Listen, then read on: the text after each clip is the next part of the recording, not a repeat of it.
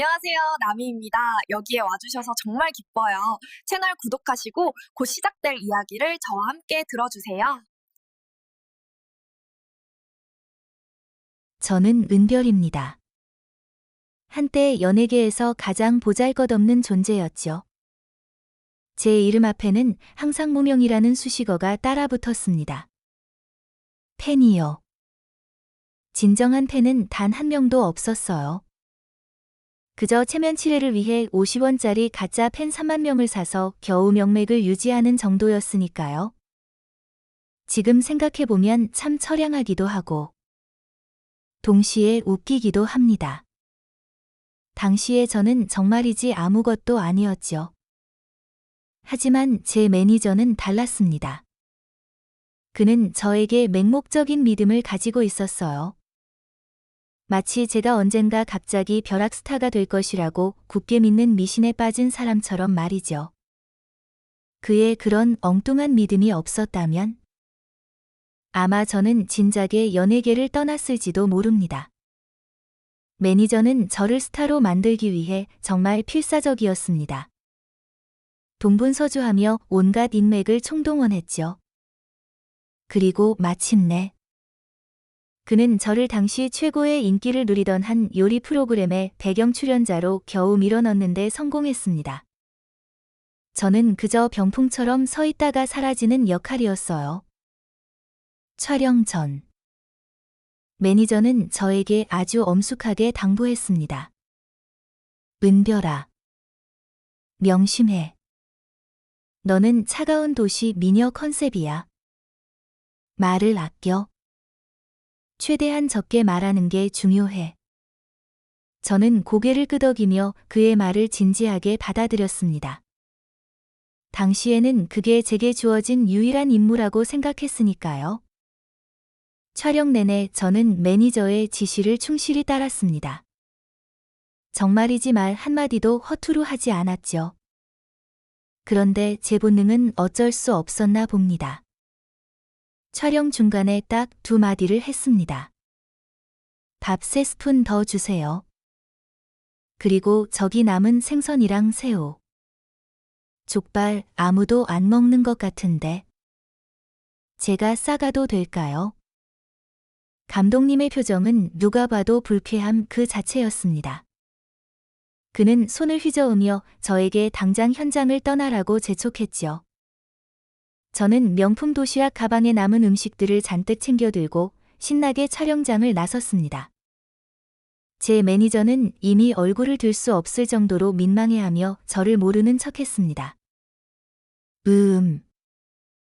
저는 그냥 음식을 낭비하고 싶지 않았을 뿐인데 말이죠. 그게 그렇게 잘못된 일이었을까요? 저는 오히려 제가 음식 쓰레기를 줄이는데 일조했다고 생각했습니다. 일주일 후, 그 요리 프로그램이 정식으로 방영되었습니다. 저는 고작 몇 초 동안 배경으로 나왔을 뿐인데, 뜻밖에도 실시간 검색어 순위에 단숨에 올랐습니다. 네티즌들의 댓글은 정말이지 예상 밖의 반응들로 가득했습니다. 아니, 이름 없는 18선 스타가 밥 먹는 걸 보는데 왜 이렇게 경건한 마음이 들지? 진짜 대충 먹네. 이미지 관리 같은 건 아예 안 하나 봐. 족발 보는 눈이 헤드라이트처럼 번쩍이네. 뇌는 잠시 쉬고 위장이 모든 걸 지휘하는 느낌이야. 밥 먹는 기세가 마치 화가 난 것처럼 보이는데도 2그릇을 뚝딱 해치우네. 진짜 최고다. 망설임이라고는 1도 없어. 거의 동물적인 식사 본능이네. 오랜만에 이렇게 진짜처럼 먹는 여배우를 보네. 성공적으로 내 시선을 사로잡았다. 근데 제 이름이 뭐였지? 심지어 제가 돼지머리처럼 우걱우걱 새 숟가락을 먹는 표정을 캡처해서 이모티콘으로 만드는 마케팅 페이지까지 생겼습니다. 틱톡과 빌리빌리에는 제가 볼이 터져라 먹는 영상들로 도배되었습니다. 저는 순식간에 블로거들의 밈 영상 단골 소재가 되었죠. 그날 밤 제 팔로워는 갑자기 수백만 명이나 늘어났습니다. 심지어 막 스캔들이 터진 스포츠 스타보다도 더 뜨거운 인기를 얻었으니 정말 놀라울 따름이었습니다. 매니저는 어리둥절한 표정이었고 저는 이게 뭐야? 나 드디어 유명해진 거야? 라며 얼떨떨했습니다. 매니저는 즉시 회사가 정해놓았던 차가운 도시 미녀 컨셉을 완전히 뒤엎고 기괴하면서도 광기 어린 새로운 스타일로 방향을 틀었습니다. 이제부터 너의 컨셉은 밥상 클리어 전사다. 최대한 많이 먹어. 먹다 죽지 않는 한. 그냥 있는 힘껏 먹어. 저는 순간 감동했습니다. 회사 돈으로 마음껏 먹을 수 있다니. 이건 정말이지 꿈만 같은 일이었습니다. 펩시콜라가 최고다. 정말 최고야. 이 새로운 이미지를 굳건히 하기 위해 매니저는 저에게 밥 먹을래? 라는 야외 리얼리티 쇼 출연을 빠르게 성사시켰습니다. 이 프로그램은 요리, 식사, 숙면, 그리고 노동을 중심으로 진행되는 내용이었습니다. 고정 출연자 중 한 분은 박 선생님이셨는데 그는 뛰어난 요리 실력으로 유명했습니다. 하지만 뒤로는 내부 갈등, 가짜 먹방, 맛없는 음식 논란, 그리고 특정 인물을 깎아내리고 다른 인물을 띄워주는 온갖 드라마로 끊임없이 구설수에 올랐습니다. 그럼에도 불구하고 이 프로그램은 엄청난 인기를 누리며 시청률 차트를 뒤흔들 정도였죠. 밥 먹을래? 라는 프로그램 이름처럼 저는 뒤에서 욕을 먹을 여유 따위는 없었습니다. 저는 그저 고개를 숙이고 배불리 밥을 먹으며 하루하루를 살아갈 뿐이었습니다. 다른 일들은 나중에 생각하기로 했습니다. 그저 맛있는 음식을 먹을 수 있다면 그걸로 충분했으니까요. 어느 날 대규모 촬영 현장에서 저는 계란 샌드위치를 우물거리고 있다가 무심코 고개를 들었다가 얼어붙었습니다. 흰 셔츠에 검은 슬랙스를 입은 한 남자가 느긋하게 앉아 바람을 맞고 있었습니다. 그의 얼굴은 차분하면서도 약간 차가워 보였고 어깨는 넓고 허리는 날씬했으며 등은 곧게 펴져 있었습니다. 그의 얼굴은 당장이라도 잡지 표지를 장식할 수 있을 만큼 완벽했습니다. 그날 촬영은 시골 컨셉이었는데 그는 마치 고급 패션 화보에서 막 튀어나온 듯한 모습이었습니다. 마치 톱스타가 광고를 찍는 것 같았죠. 스태프들과 다른 출연자들은 그를 에워싸고 아첨하며 환심을 사려고 애썼습니다. 제 매니저는 여전히 멍하니 서 있는 저를 끌어당겨 속삭였습니다. 저 사람은 이재준이야. 서울 재계의 거물이라고. 이상하네. 저런 사람이 이런 리얼리티 쇼에 왜 나오지? 저는 정신을 차리고 얼떨결에 중얼거렸습니다. 잘생겼다. 매니저는 제 머리를 한 대 쥐어박으며 이를 갈듯 작은 목소리로 욕했습니다. 맨날 먹는 생각에 남자 생각뿐이냐. 저는 쓴웃음을 지었습니다. 그는 저를 흘겨보며 계속 속삭였습니다. 이따가 가서 말 좀 걸어봐. 물도 따라주고 음식도 덜어주고 뭐라도 해봐. 그냥 먹기만 하지 말고. 라이브 방송 중이니까 너무 오버하지는 말고. 목표는 이재준 대표님 눈에 띄는 거야? 그분이 마음에 들어하면 대충 던져주는 자원만 받아도 바로 실시간 검색어 씹어 먹는다고. 저는 얌전히 고개를 끄덕였습니다. 마지막 한 조각까지 다 먹고 나서 저는 자리에서 일어나 촬영장으로 향했습니다. 라이브 방송 댓글 창은 난리가 났습니다. 밥상 클리어 전사 납시었다. 나 저 언니랑 연애할 준비 완료. 윗집 언니.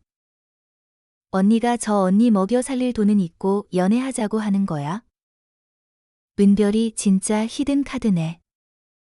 이번에 박 선생님 요리가 진짜 맛있는지 시험해 보는 건가? 맙서사. 먹는 취향은 괜찮은데. 저 사람 미적 감각은 진짜 독특하네.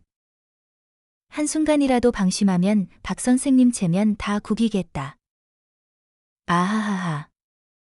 지난번 실시간 검색어 덕분에 저도 어느 정도 이름이 알려졌습니다. 이름 없는 18선 스타에서 5선급 연예인으로 껑충 뛰어오른 셈이었지요. 다른 출연자들은 저에게 꽤 정중하게 인사를 건넸습니다.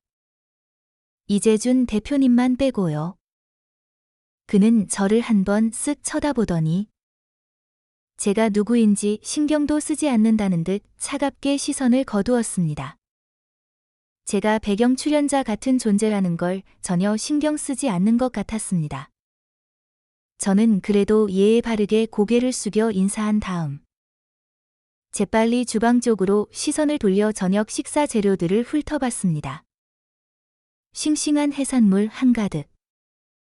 온갖 종류의 고기들. 신선한 채소들. 다양한 버섯들까지. 없는 게 없었습니다. 그리고 무엇보다 중요한 건 제가 못 먹는 음식이 하나도 없다는 사실이었죠. 형식적인 인사말이 끝나자마자 저는 주방으로 달려가서 일을 돕고 선배들에게는 몰래 고추를 좀 덜 넣어달라고 부탁할 생각이었습니다. 제가 막 주방 쪽으로 가려는데 지금까지 차갑고 말이 없던 이재준 대표님이 갑자기 입을 열었습니다. 그의 목소리는 마치 술에 취한 사람처럼 들렸고 마치 누군가 자신을 시중들기를 바라는 듯 했습니다.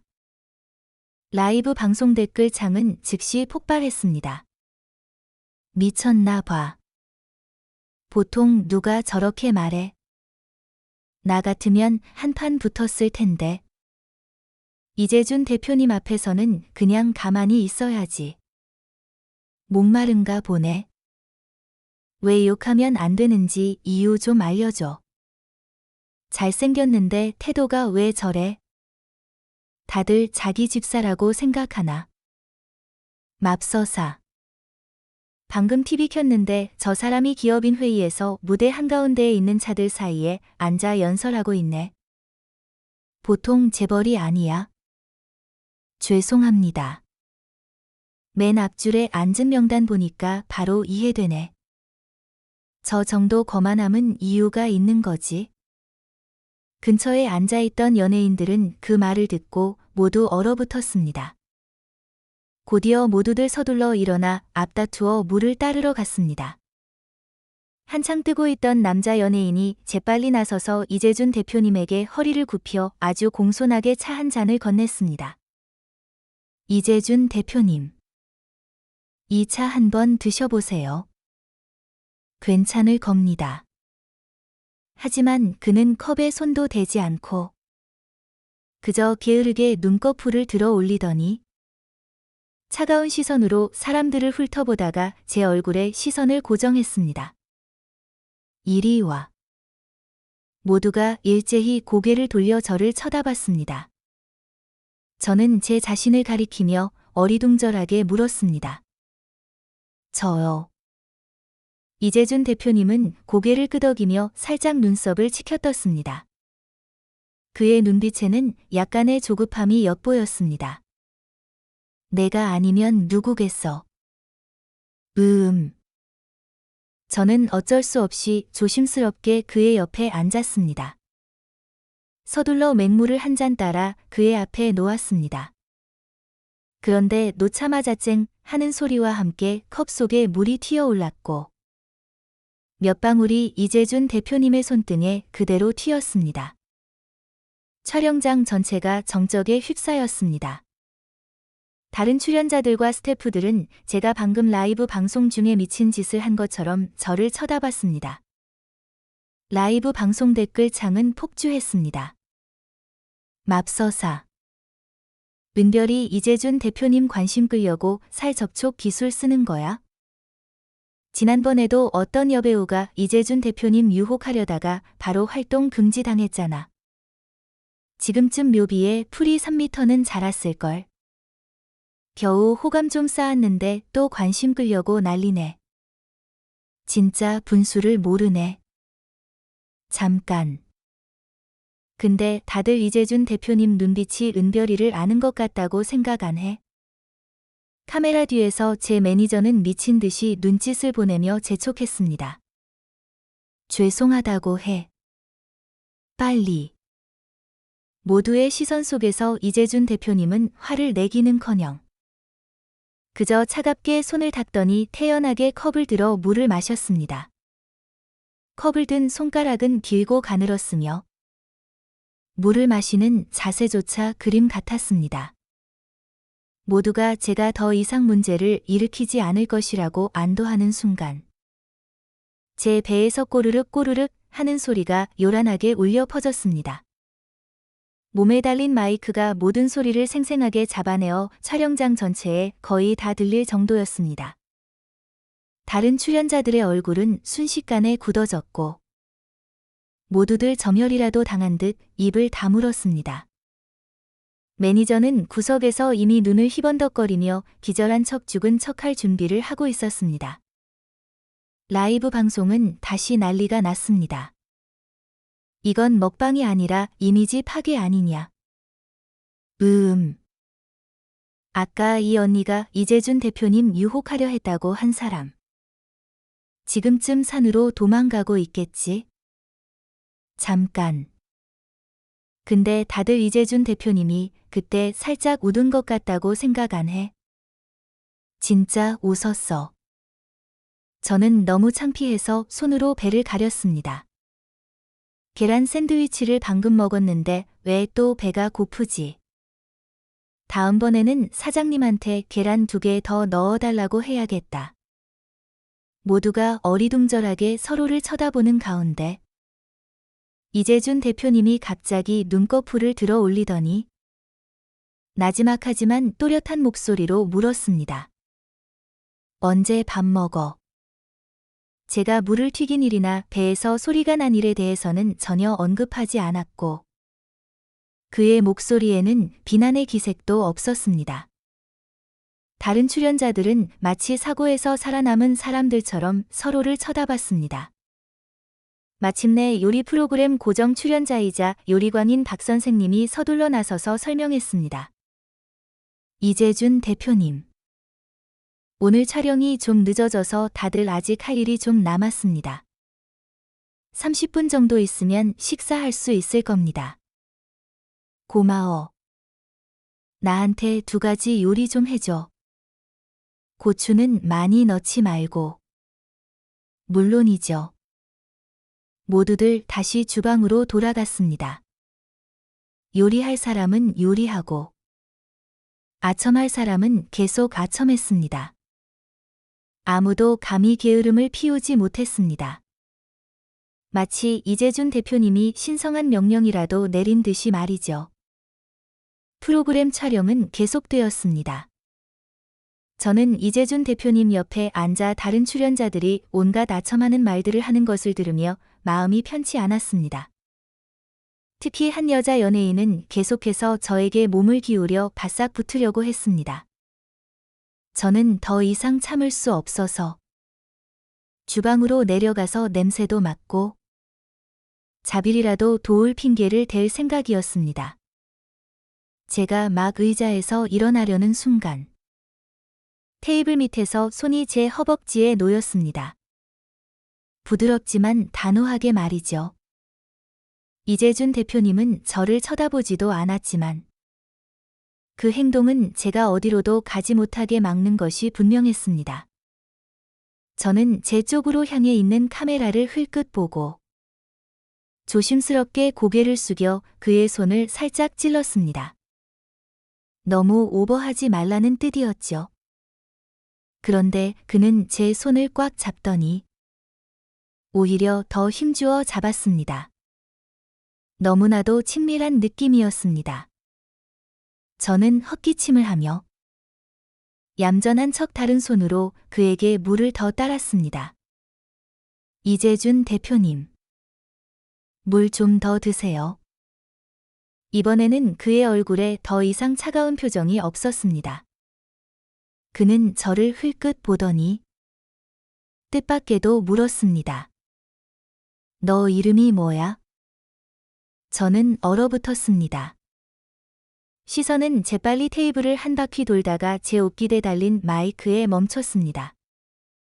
너무 가까워서 속삭일 엄두도 나지 않았습니다. 어렵네. 남편이라고 부르는 건 분명히 안 될 텐데. 카메라가 이렇게 많은데. 제가 당신을 뭐라고 불러야 하죠? 자기야라고 부르면 안 되나? 우리 아빠가 보면 당장 방송국으로 칼 들고 찾아올 것 같은데. 사실 이재준 대표님. 서울 재계의 거물인 그가 바로 저. 이름 없는 18선 스타의 남편입니다. 이 사실이 알려지면 분명히 초대형 폭탄이 터질 겁니다. 네티즌들이 알게 되면 충격받는 것을 넘어 아마 제가 그런 남자를 붙잡아 둔 미친 여자라고 욕할지도 모릅니다. 그런데 그 남자가 정말 제 남편이 맞습니다. 우리는 혼인신고도 했고 같이 살고 있습니다. 심지어 솔직히 말하면 그는 제가 어릴 때부터 키운 남편입니다. 이 모든 것은 우리 아빠 덕분입니다. 우리 아빠는 산에서 나무를 하는 사람이었습니다. 그 해, 아빠는 길가에서 의식을 잃고 쓰러져 있던 어린 소년을 우연히 발견했습니다. 그 소년이 바로 이재준이었습니다. 나중에 알게 된 사실이지만 그는 어릴 때 인신매매범들에게 납치당했고 도망치다가 제가 살던 산골 마을에서 길을 잃었던 것이었습니다. 그때는 DNA 검사 기술도 없었고 정보도 부족해서 친부모를 찾는 것은 거의 불가능에 가까웠습니다. 그래서 우리 아빠는 그를 데리고 있었고 이재준은 그때부터 제 명목상의 남편이 되었습니다. 그는 우리 집에서 자랐고 우리 집 밥을 먹었습니다. 우리는 함께 산을 넘고 강을 건너며 소와 염소를 돌보고 밭을 일구고 농사를 지으며 같은 반에서 공부했습니다.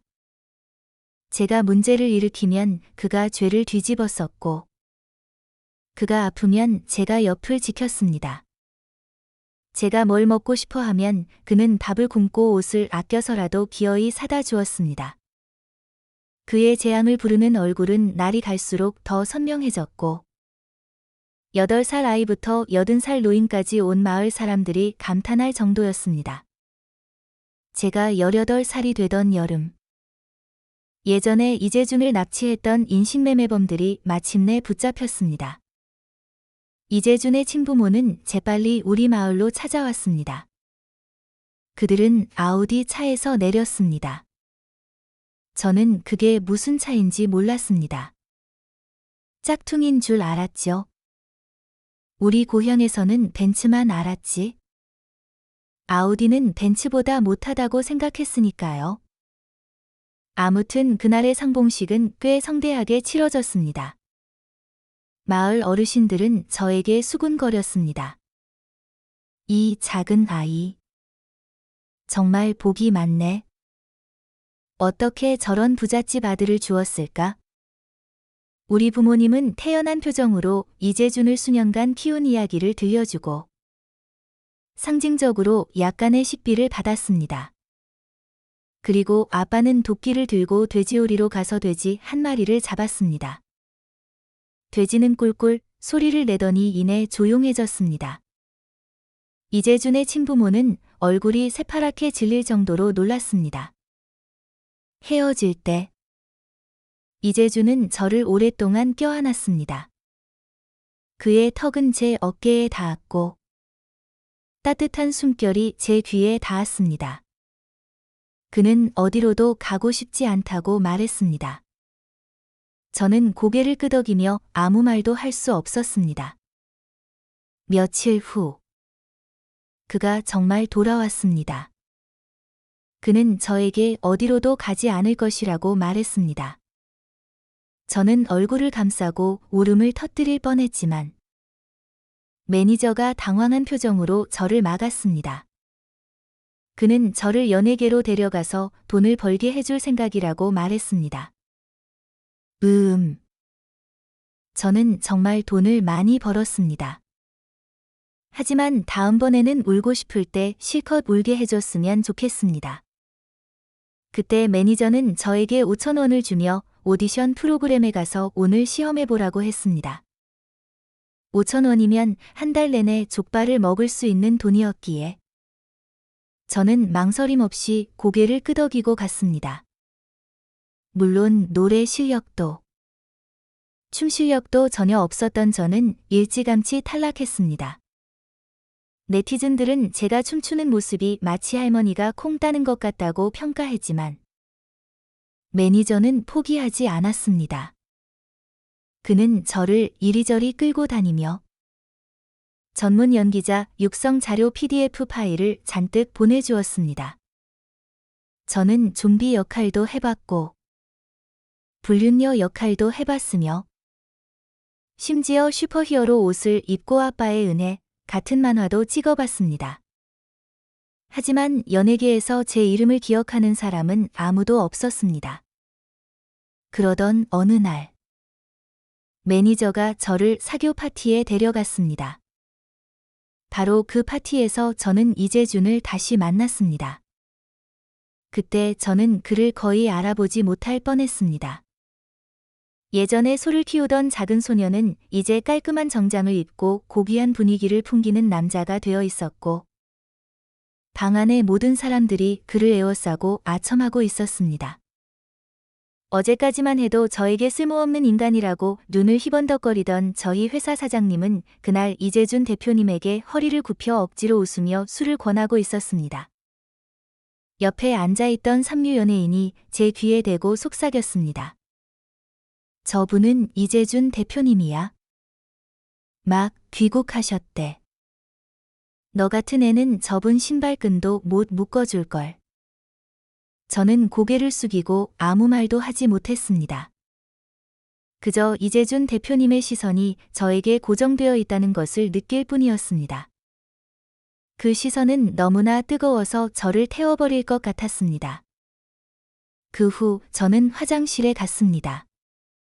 그런데 그가 따라와서 좁은 칸막이 안으로 들어오더니 끊임없이 저에게 키스하며 저를 그리워했다고 말했습니다.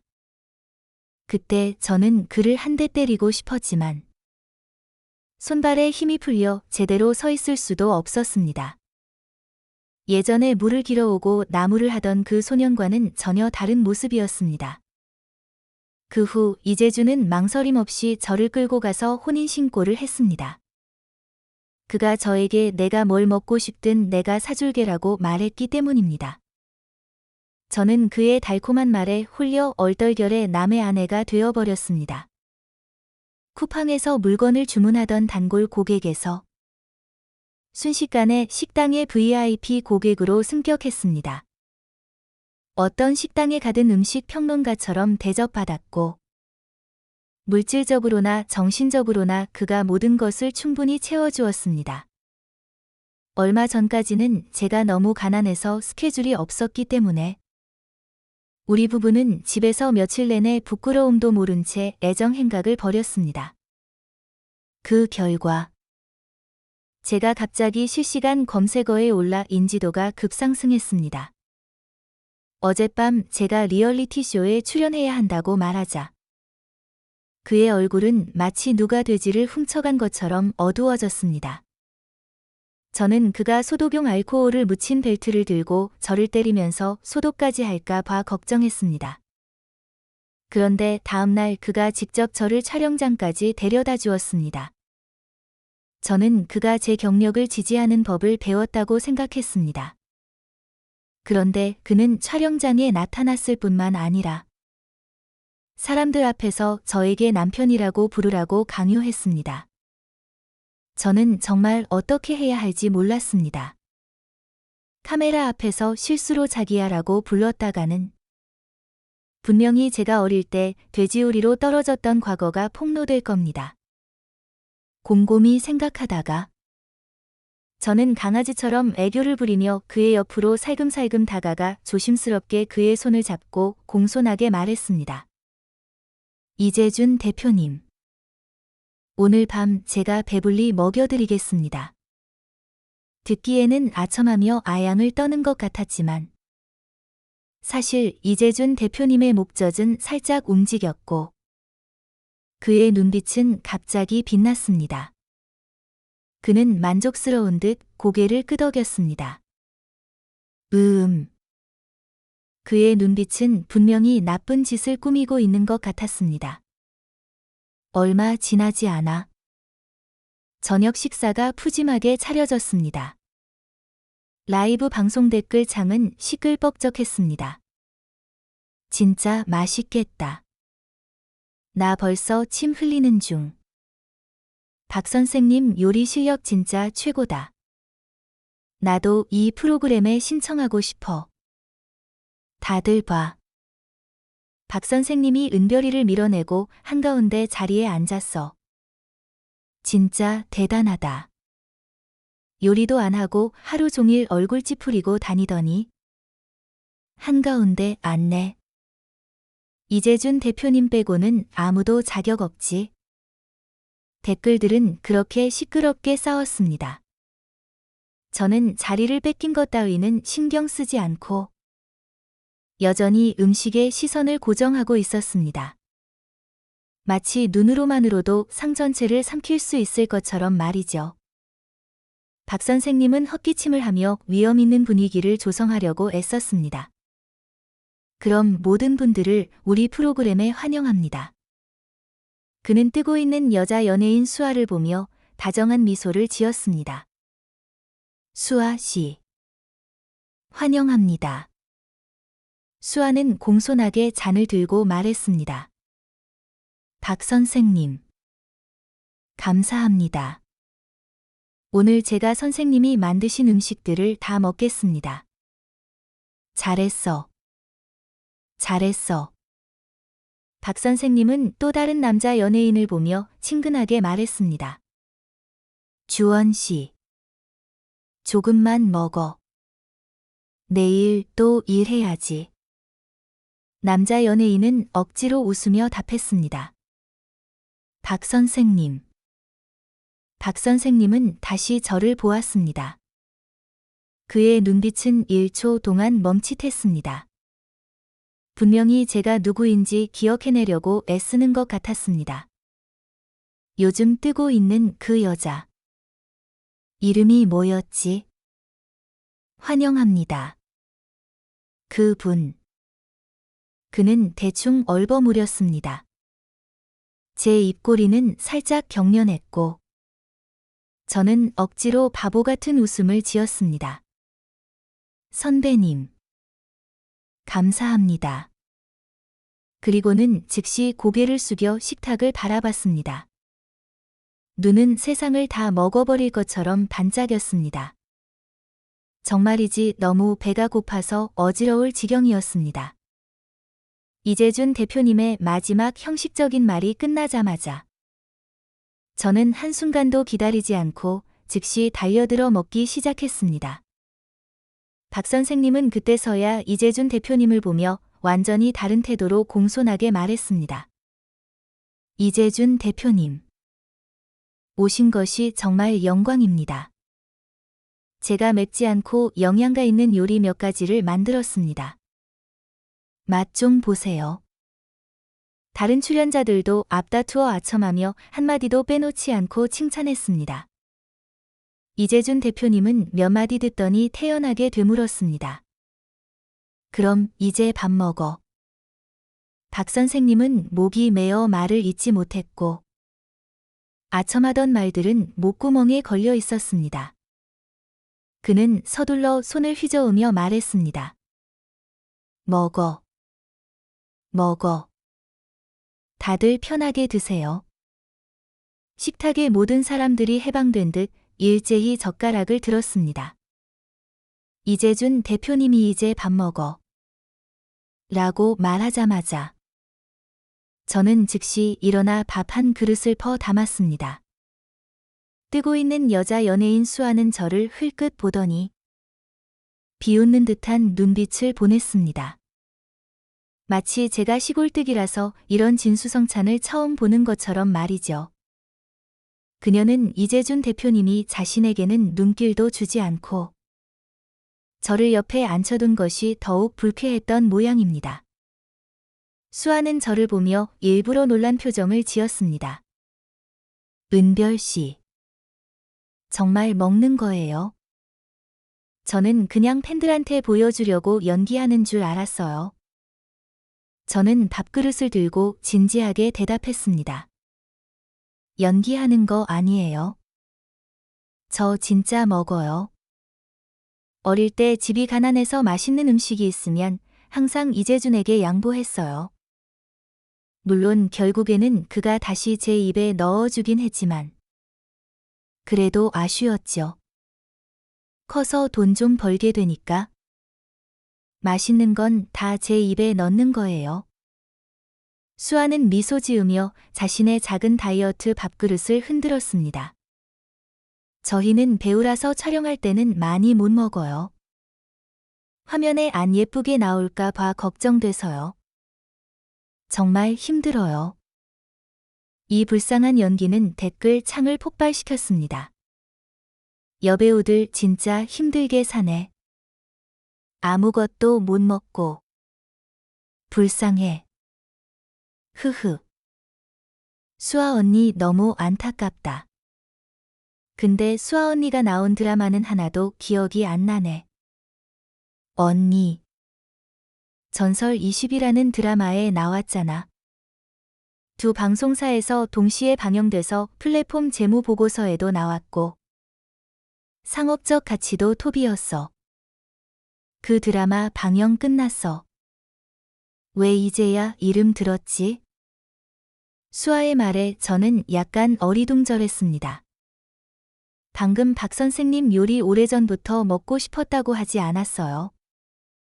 조금 먹는다고 뭐가 문제예요? 사람으로서의 원칙을 어기는 것도 아닌데. 수아는 1초 동안 멈칫했습니다. 박 선생님은 자신이 만든 요리에 대해 칭찬받는 것을 매우 좋아하는 사람이었습니다. 제가 그렇게 말하자마자 그는 즉시 인자하게 웃으며 수아에게 밥을 잔뜩 퍼주었습니다. 그러며 수아 씨, 많이 먹어. 내일도 촬영해야지. 수아는 눈앞에 엄청난 양의 밥을 보고 약간 멍한 표정을 지었습니다. 다 먹으면 배 터져 죽을 것 같고 살도 찔 텐데. 안 먹으면 박 선생님 심기를 건드릴 테고. 하지만 눈앞에는 카메라가 있었고 이재준 대표님도 있었습니다. 그녀는 재빨리 밝은 표정을 되찾고 꿀처럼 달콤한 미소를 지었습니다. 박 선생님. 감사합니다. 오늘 제가 다 먹겠습니다. 방금 수아가 은별이 비꼬는 거 나만 느꼈나? 나도 그렇게 생각했어. 나만 그런가? 다들 너무 과대 해석하지 마. 수아 언니는 그냥 궁금해서 그런 거지. 비꼬는 거 아니야. 뭐라고 하든. 은별이가 저렇게 많이 먹는데도 안 찌는 거 보면 진짜 부러운 체질이네. 하하. 살 안 찌는 체질. 나도 그랬으면 좋겠다. 저는 그 댓글들을 보며 속으로 생각했습니다. 수아가 저 밥을 다 먹든 말든 누가 신경 써. 저는 모든 것을 무시하고 바로 동파육 한 조각을 집어 입에 넣었습니다. 기름지고 너무 달아서 소름 끼칠 정도였습니다. 마치 설탕 파는 사람이 사회의 복수라도 하는 것 같았습니다. 목구멍이 미끄러운 설탕 기름에 걸린 것 같았고, 뱉을 틈도 없이 꿀꺽 2숟가락의 밥을 더 먹어야 겨우 삼킬 수 있었습니다. 고개를 들어 식탁을 둘러보니 다른 연예인들은 꽃처럼 환한 얼굴로 식사하고 있었고, 씹으면서 고개를 끄덕이며 칭찬을 아끼지 않았습니다. 마치 행복한 가족이 식탁에 둘러앉은 장면을 연기하는 것 같았습니다.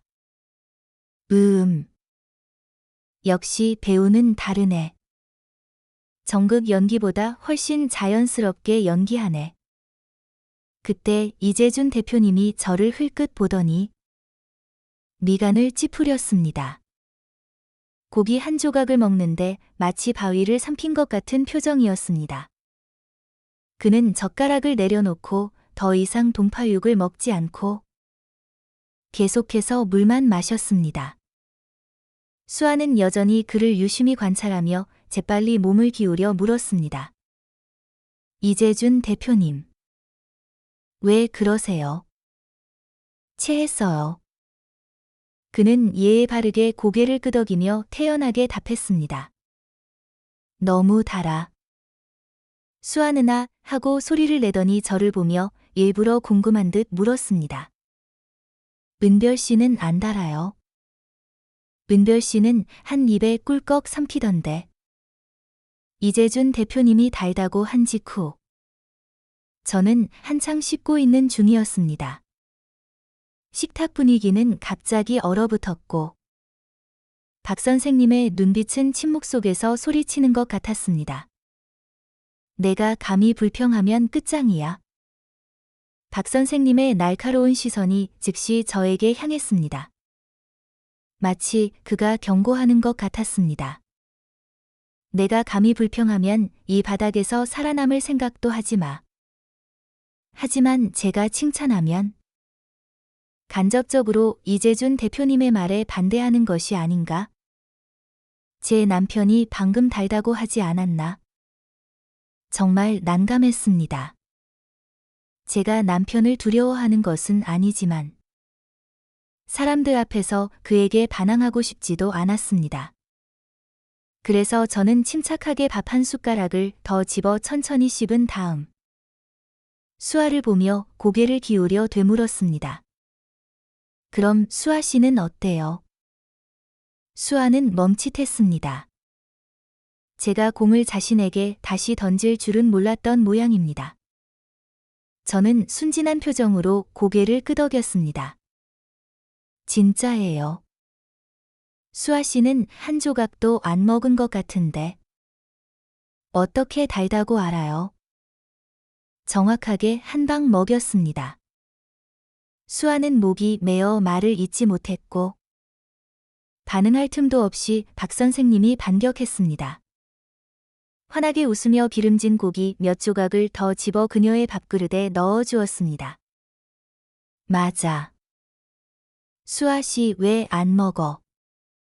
좀 더 먹어. 힘내야지. 작은 밥그릇 위에 산처럼 쌓인 기름진 고기들을 보며 수아의 가짜 미소는 결국 일그러졌습니다. 박 선생님. 감사합니다. 제가 이 요리 정말 좋아해요. 라이브 방송 댓글 창은 폭발했습니다. 은별이 진짜 심리전 잘하네. 사람들이 단순하지 않다고 하는 이유가 있었어. 박 선생님. 음식 덜어주는 거 보니까 거의 벌칙 주는 것 같네. 하하하. 조심해. 은별이 건드리면 바로 역관광 당한다. 수아 바로 저격하네. 진짜 힘드네. 우리 언니 프로그램 촬영하다가 선배한테 괴롭힘 당하는 건 뭐야? 팬들 괜찮냐? 식사가 끝나고 식탁에는 여전히 형식적인 질문들과 싱거운 칭찬들로 가득했습니다. 저는 그래도 배불리 먹었으니 다행이었습니다. 솔직히 말해서 음식은 나쁘지 않았지만 그렇다고 특별히 훌륭한 맛도 아니었습니다. 두 가지 요리는 오히려 좀 느끼했고, 사람들이 칭찬하는 것처럼 신성한 맛은 아니어서 약간 실망했습니다. 식사가 끝나자 라이브 방송도 종료되었습니다. 출연자들은 각자 방으로 돌아가 씻고 쉬었습니다. 이재준 대표님처럼 대단한 사람은 당연히 제작진이 따로 깨끗하고 고급스러운 방을 마련해 주었습니다. 저는 수아와 함께 방을 써야 하는 것 외에는 다른 선택지가 없었습니다. 그녀가 제가 밥 먹는 모습을 마치 화약이라도 삼킨 것처럼 쳐다보던 것을 생각하니 벌써부터 머리가 지끈거렸습니다. 바로 그때 제 휴대폰이 진동하며 메시지가 도착했습니다. 이재준 대표님 거기 계신다. 보낸 사람은 제 매니저였습니다. 메시지는 매우 다급했습니다. 저는 그 문구를 빤히 쳐다봤고 마음이 살짝 흔들렸습니다. 그가 거기 있다고. 내 남편이. 이재준 대표님이 너 기다리고 있어. 기회가 바로 눈앞에 있다. 제가 막 문을 나서려는데 매니저와 딱 마주쳤습니다. 어디 가? 저는 더듬거리며 말했습니다. 매니저는 눈썹을 찌푸렸습니다. 또 배고픈 거야? 은별아. 너 돼지야. 맨날 먹을 생각뿐이네. 여기 방금 받은 야식 도시락. 저는 사실 좀 배가 고팠지만 원래는 받을 생각이 없었습니다. 문득 이재준 대표님도 아까 별로 먹지 않았다는 생각이 들어서 서둘러 도시락을 받았습니다. 매니저님. 정말 감사합니다. 매니저는 저를 날카롭게 흘겨보더니 한숨을 쉬는 듯한 목소리로 말했습니다. 또 아무거나 먹지 마. 촬영 끝나고 몰래 먹다가 스캔들 터지면 끝장이야. 저는 고개를 끄덕였습니다. 알아요. 알아요. 매니저는 다음 도시락을 가지러 돌아섰습니다. 저는 그가 한눈 파는 틈을 타 재빨리 이재준 대표님 방문 앞으로 달려갔습니다.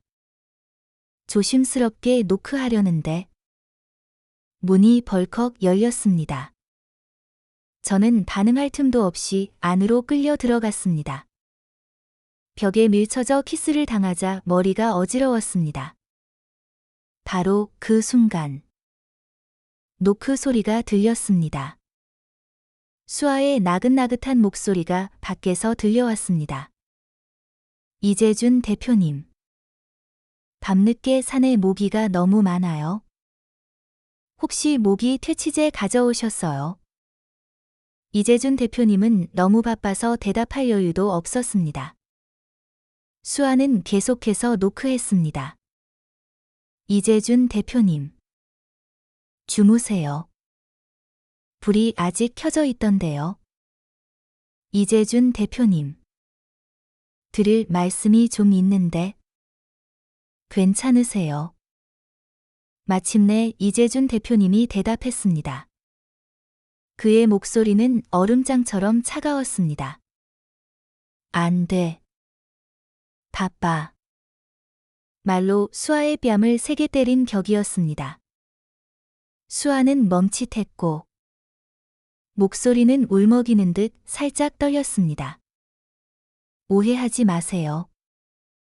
그냥 조언 좀 구하고 싶어서요. 안 친해. 꺼져. 그럼 편히 쉬세요.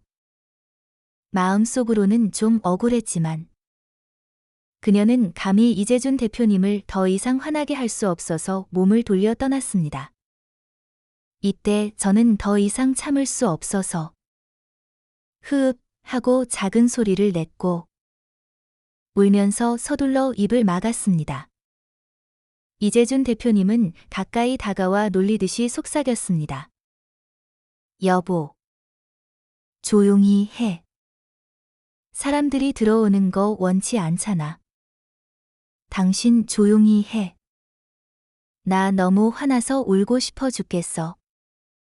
수아가 들었나 봅니다. 그녀의 발걸음이 느려졌고 뭔가 묻고 싶어 하는 것 같았지만 감히 그러지 못했습니다. 잠시 후 저는 그녀가 주변 스태프들에게 은별이 못 봤어요. 라고 묻는 소리를 들었습니다. 방에 제가 없다는 것을 확인하자 그녀의 목소리는 점점 더 떨렸습니다. 다음 날 아침 일찍 이재준 대표님은 급한 일이 생겨 비행기를 타러 가야 했습니다. 재벌 총수는 정말 전설적인 존재입니다. 아침에는 닭보다 일찍 일어나고 밤에는 개보다 늦게 자는데 체력은 순말과 맞먹습니다. 비서가 그를 데리러 와 출장을 떠나자 저는 사람들이 아직 바쁜 틈을 타 몰래 방으로 돌아왔습니다. 문을 열자마자 어제까지만 해도 저를 거들떠보지도 않던 수아가 눈 밑에 다크서클이 잔뜩 내려앉은 채 앉아 있었습니다. 그녀의 눈빛은 불만으로 가득했지만 감히 아무 말도 하지 못했습니다. 마치 제가 여우로 변의 남자를 유혹하러 갔다가 아무도 예상치 못한 기습 공격에 당해버린 것처럼 말이죠. 저는 그녀에게 신경 쓸 겨를도 없이 잠을 보충하기 위해 이불 속으로 파고들었습니다. 잠에서 깨어나자 프로그램 촬영은 계속되었습니다. 오늘의 게스트는 막 뜨고 있는 남자 연예인 주원이었습니다. 그는 눈썹이 짙고 눈빛이 밝았으며 매우 친근하고 부침성 있는 사람이었습니다. 저 같은 18선 스타에게도 스스럼 없이 말을 걸어주었죠. 농사일을 할 때는 머리를 박고 열심히 일하며 게으름을 피우지 않았고 심지어 일이 끝나자마자 박 선생님 요리를 돕기 위해 달려갔습니다. 저는 댓글을 보지 않아도 주원처럼 열정적이고 다정한 남자 아이돌이 시청자들이 가장 좋아하는 유형이라는 것을 알 수 있었습니다. 그리고 솔직히 말해서 그의 요리 실력은 박 선생님보다 약간 더 나았습니다. 적어도 그는 짠맛과 단맛의 균형을 맞출 줄 알았으니까요. 다른 출연자들은 배가 고파도 이미지를 유지하기 위해 많이 먹지 않으려고 애썼습니다. 저만 유일하게 계속 얼굴을 받고 먹었고 결국 밥 세 그릇을 뚝딱 해치웠습니다. 주원은 저를 보더니 기쁨이 역력한 눈빛을 보냈습니다. 은별 씨. 저희는 게스트를 초대해서 다들 맛있게 먹는 모습을 보는 게 좋아서요. 저는 망설임 없이 칭찬했습니다. 주원 씨 요리 진짜 맛있어요. 솜씨가 좋네요. 주원은 매우 활기찬 사람이었습니다. 제가 칭찬하자마자 눈이 반짝였습니다. 은별 씨 고마워요. 갑자기 은별 씨랑 결혼하고 싶어지네. 매일 밥 해줄게요. 저는 태연한 목소리로 재빨리 답했습니다. 농담하지 마세요. 사람들이 오해할 수도 있잖아요. 집에서 이재준이라는 식초 항아리를 생각하니 소름이 돋았습니다. 주원은 정말 농담한 것뿐이었고 아무렇지도 않다는 듯 여전히 환하게 웃었습니다. 다만 프로그램 남은 시간 내내 그는 저를 졸졸 따라다녔고 몰래 저만을 위한 음식을 따로 만들어주기도 했습니다. 저는 아무리 피하려고 해도 피할 수 없어서 그저 이재준 대표님이 회의 때문에 바빠서 인터넷에 접속할 시간이 없기를 그 부분을 보지 않기를 속으로 간절히 빌었습니다. 댓글창은 말할 것도 없이 난리가 났습니다. 은별이가 이 프로그램에 참여한 건 마치 쥐가 쌀독에 빠진 것 같네. 농담 아니고. 은별이랑 주원씨 진짜 잘 어울린다. 이 커플 결혼 안 하면 나 경찰에 신고할 거야. 한 명은 먹는 거 좋아하고 한 명은 요리 잘하고 이 커플 바로 지지한다. 하지만 나는 여전히 은별이랑 이재준 대표님이 총수와 황새의 조합이라고 생각해. 격이 다르잖아. 저녁 식사 전. 그날의 촬영은 끝났습니다. 모두에게 작별 인사를 한 후, 저는 매니저의 차를 타고 집으로 돌아왔습니다. 돌아오는 길에 저는 특별판 계란 샌드위치를 우물거리며 매니저가 이틀 동안 제가 방송에 나온 후에 인기에 대해 보고하는 것을 들었습니다. 효과는 나쁘지 않았고 팬도 급증했습니다. 다만 수아가 미친 듯이 저를 여기저기서 비방하며 말도 안 되는 실시간 검색어를 만들고 있었습니다. 수아가 뭘 잘못 먹었는지 모르겠지만 갑자기 나서서 난리 피우지 마. 문제 일으키지 마라고 소리쳤습니다. 그녀가 갑자기 어른스러운 중재자 역할을 하는 것을 보고 저도 순간 얼어붙었습니다. 그 후 어떻게 되었냐고요? 자기 팬들에게 역공을 당해서 얼굴에 몇 대 맞았습니다. 팬들은 마치 돼지죽 끓이듯 난리가 났죠. 아무튼 제 매니저는 매우 만족해했습니다. 은별아. 이번에는 내가 진짜 유명해졌어. 앞으로는 말과 행동을 좀 조심해야 해. 사람들이 너를 밥새 그릇 머리에 이고 다니는 식탐 많은 애로만 보게 하지 말고 그 명성은 유지하되 자신에게 더 진지해지고 팬들에게 모범을 보여야 해. 먹을 만한 건 먹고 먹을 만하지 않은 건 탐내지 마. 그래야 오래 갈 수 있어. 저는 할 말을 잃었습니다. 먹방 스타로 사는 것도 힘든데 이제는 말까지 조심해야 한다니. 아직 한숨을 다 쉬기도 전에 매니저가 말을 이었습니다. 너랑 주원 씨 실시간 검색어에 올랐어. 그가 너한테 밥 해줄 테니 결혼하고 싶다고 한 마리 클립으로 만들어지고 있어. 팬들이 벌써 영화까지 만들었더라. 어쩌면 조만간 감독들이 너희 둘을 연인 역할로 캐스팅할지도 몰라.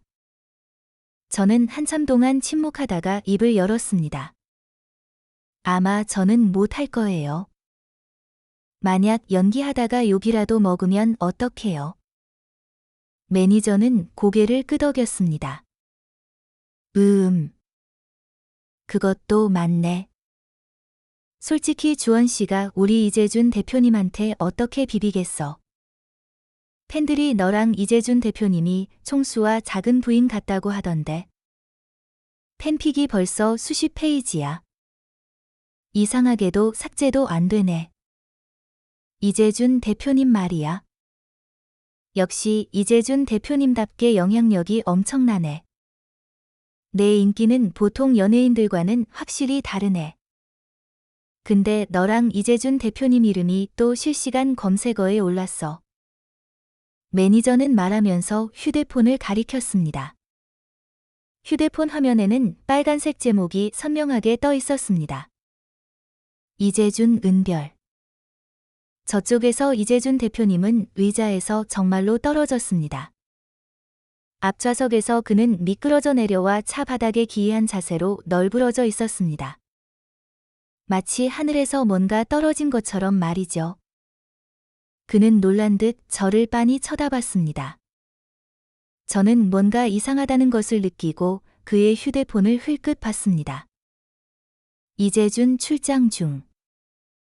내 아내 그리워하지 마. 그리고 요리사 자격증 사진이 첨부되어 있었습니다. 오케이. 그가 봤어. 그 요리사 자격증이라는 건 말이죠. 이재준 대표님은 제가 먹는 것을 좋아한다는 것을 알고 제가 다른 남자에게 음식으로 유혹당해 마음까지 빼앗길까 봐 걱정했습니다. 그래서 바쁜 와중에도 서양 요리를 배우러 등록하고 정식으로 자격증까지 땄습니다. 튀기고 볶고 찌고 삶는 것까지. 크고 작은 8가지 요리에 모두 능통했습니다. 그래서 제가 평소에 그가 만든 밥을 다 먹지 않으면 그는 항상 미간을 찌푸리며 저를 흘겨봤습니다. 완벽하게 닫힌 순환 고리였습니다. 이재준 대표님의 트위터 게시물은 즉시 엄청난 파장을 일으켰습니다. 우리 둘의 관계가 네티즌들에게 갑자기 자연스럽게 발각된 것이죠. 네티즌들은 즉시 프로그램들을 다시 찾아보고 프레임 하나하나를 뜯어보며 감탄했습니다. 어쩐지 그때 이재준 대표님이 계속 식탁 쪽을 쳐다보더라니. 알고 보니 은별이를 보고 있었던 거네. 알고 보니 은별이가 진짜로 유혹하고 있었던 거네. 장난 아니었어. 나 그때 비하인드 영상에서 은별이가 누구한테 방으로 끌려가는 장면 본 것 같은데. 어쩐지 이 커플이 실시간 검색어에 올라도 삭제가 안 되더라니. 진짜 대박이네. 안 돼. 나 방금 은별이랑 주원씨 엮기 시작했는데. 근데 이 두 사람 진짜 부부야? 혼인신고했다는 발표는 없었던 것 같은데. 지금까지 아무도 몰랐습니다. 우리가 몰래 혼인신고를 하고 공개하지 않은 것은 제가 진지하게 발표하기 위해 정신적으로 준비할 시간이 필요했기 때문입니다. 진짜 이유는 그때 제가 어떤 자세로 무릎을 꿇어야 우리 아빠가 제가 몰래 웃었다는 것을 알고 이재준 대표님에게 개를 풀지 않을지 연구하고 있었기 때문입니다. 그런데 질투심이 폭발해서 그가 직접 공개해 버렸네요. 제가 그가 양쪽 부모님에게 전화하는 것을 봤을 때 그의 목소리는 땅속으로 기어들어갈 듯 낮아졌고 변명하며 용서를 빌었습니다. 저는 조용히 트위터를 열었습니다. 농담이 아니라 거의 서버가 마비될 뻔했습니다. 유명해졌습니다. 제가 정말로 유명해진 겁니다. 팬은 수천만 명으로 급증했습니다. 다른 연예인들도 거의 다 저를 팔로우했습니다. 해시태그는 실시간 검색어 1위를 차지했고 논의 열기는 충격적인 연예계 드라마에 못지않았습니다. 제 매니저는 아마 기뻐서 날아갈 것 같았습니다. 하지만 제가 그에게 애교를 부리며 안겼을 때 그가 귀신이라도 본 듯한 표정을 지었던 것을 생각하면 정말 날아갔을지도 모릅니다. 그런데 방금까지 질투심에 씩씩거리던 그 사람이 인터넷에서 저를 비방하는 글들을 처리하러 가는 책임감 있는 모습을 보였습니다. 제가 금수저에게 길러진 황새라거나 이재준 대표님의 삶에 끼어든 제3자라는 식의 루머가 돌았기 때문입니다. 저는 한참 생각하다가 주민등록번호를 흐리게 처리한 혼인신고서 사진을 올리기로 결정했습니다. 자랑하려는 것이 아니라 그 쓸데없는 소문들이 이재준 대표님에게 영향을 미치는 것을 원치 않았기 때문입니다. 저는 18선 스타라서 어떤 소문이 돌아도 상관없고 팬을 잃거나 자원을 잃는 것도 괜찮지만 밥과 고기를 잃는 것은 안 됩니다. 혼인신고서 사진이 올라가자마자 부정적인 글들은 거의 다 사라졌습니다. 많은 네티즌들이 몰려와 물었습니다.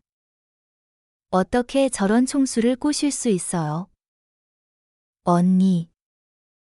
부자 남자 꼬시는 비법 좀 공유해주세요. 뭘 준비해야 해요? 저는 답했습니다. 돼지 풀 썰 줄 알고, 소 키울 줄 알고, 채소 심을 줄 알고, 돼지 3마리 합친 것만큼 먹을 줄 알아야 해요. 가장 중요한 건 밥을 다 먹어야 하고, 음식을 낭비하면 안 돼요. 네티즌들은 진리를 깨달았습니다.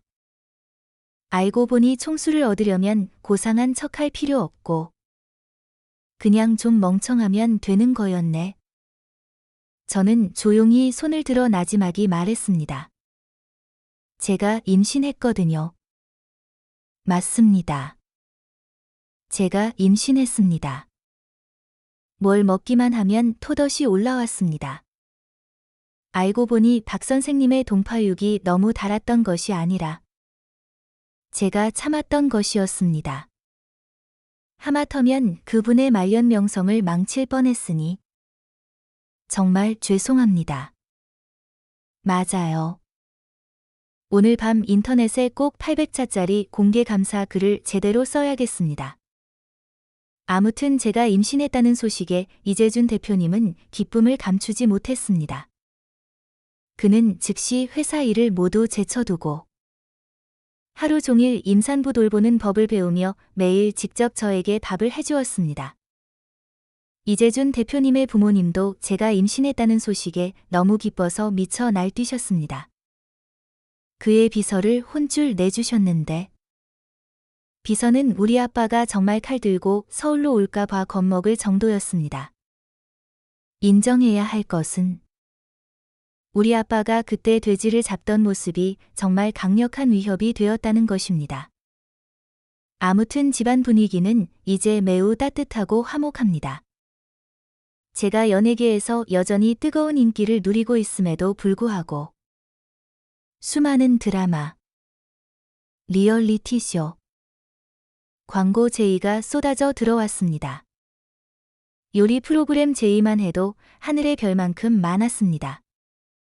하지만 제 건강 상태와 이재준 대표님의 무언의 압력 때문에 매니저는 아픈 마음을 뒤로하고 모든 일을 거절했습니다. 물론 저도 하루 종일 집에서 태교만 하는 작은 아내로 살고 싶지는 않았습니다. 저는 여전히 몇몇 광고 계약을 받기로 결정했습니다. 적어도 아이 분유값이라도 벌어야 하니까요. 저는 라면, 족발찜, 매운 닭발, 치킨, 햄버거 광고를 찍었습니다. 전부 음식 광고였습니다. 사실 제 이미지와도 아주 잘 어울렸죠. 네티즌들은 댓글을 달았습니다. 은별이가 연예인이라서 다행이다. 이재준 대표님이 먹여 살릴 수 있어서 다행이지. 이런 식비 비율이면 금방 파산하겠다. 돈을 버는 것은 정말 행복합니다. 하지만 몸은 좀 힘듭니다. 왜냐하면 저는 이미지 모델일 뿐. 직접 먹어볼 수는 없기 때문이죠. 최근 산부인과 검진에서 의사 선생님이 제 뱃속 아기의 머리가 좀 크다고, 출산 시 위험할 수 있다고 말씀하셨습니다. 이재준 대표님은 그 말을 듣고 얼굴이 어두워졌습니다. 그 후 그는 저에게 식단을 엄격하게 관리하고 영양은 충분히 섭취하되 너무 많이 먹지 말라고 요구했습니다. 매일 밤 저는 음식을 꿈꿀 정도로 먹고 싶었습니다. 그날 저는 정말 참을 수 없어서 한밤중에 몰래 냉장고를 뒤져 뼈 없는 닭발 한 통을 찾아냈습니다. 먹으면서 너무 행복해서 날아갈 것 같았습니다. 맛있게 먹고 있는데 등 뒤에서 차가운 웃음소리가 들렸습니다.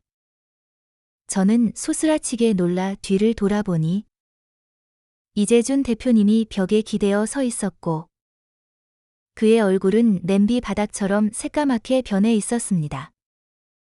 설명하려고 했지만 입이 닭발로 가득 차서 입을 벌리자 소스가 공중으로 튀어나왔습니다. 이재준 대표님은 한숨을 쉬더니 손으로 제 입술을 살짝 누르고 입안의 닭발뼈를 빼냈습니다. 그리고는 어쩔 수 없다는 듯 달랬습니다. 조금만 참아. 내가 더 맛있는 거 해줄게. 마침내 10개월 가까이 참아낸 저는 드디어 분만실에 들어갔습니다. 이재준 대표님은 눈이 벌개진 채 제 옆에 서서 제가 땀을 흘릴 때마다 닦아주며 나지막이 물었습니다. 더 할 말 없어. 저는 떨리는 손을 들어 올렸습니다. 고급 계란 샌드위치 한 세트 주세요. 계란 3개. 고추는 넣지 말고. 너무 배고파요. 이재준 대표님은 즉시 울음을 멈췄습니다. 그는 차가운 얼굴로 제 손을 다시 제자리로 돌려놓았습니다. 그 계란 샌드위치 파는 차는 이라크에 있어. 참아. 흐흐. 남자치고 너무 잔인하잖아. 저는 조만간 그를 파산시킬 정도로 먹어버릴 겁니다.